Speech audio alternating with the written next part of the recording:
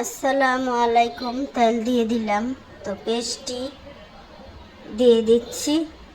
কিছু পেস্ট কালকা নাড়ানাড়ি কইরা লাল করছিলাম, ওই পেস্টে রেখে দিয়েছিলাম। ওটি আবার আজকা পোয়া মাছ দিয়ে রান্না করব। মরিচ হলুদ দিয়ে দিছি, একটু পানি দিয়ে দিছি। পানিটা দিয়ে দিলে কি দাগটা হয় না, আর পানি না দিলে দাগ হয়। তো নেড়ে সেড়ে মাছটি দিয়ে দিলাম। নাড়ানাড়ি করব, তার ভালোভাবে নেড়ে সেড়ে ঢাকনা দিয়ে ডেকে দিলাম।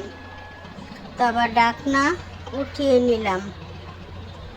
তো ভালোভাবে নেড়ে দিব, পানি দিয়ে দিলাম। তো টমেটোও দিয়ে দিচ্ছি। পোয়া মাছ দা টমেটো দা রান্না করব। তো আপনারা কিভাবে রান্না করেন পোয়া মাছ কমেন্টে জানায়েন। তো মনে করেন আমার পোয়া মাছ রান্না হয়ে গেছে, ধনিয়া পাতা দিয়ে দিচ্ছি। তো রান্না মোটামুটি হয়ে গেছে।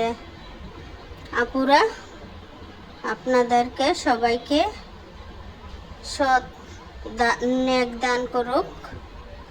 তো আজকের জন্য এতটুকুই।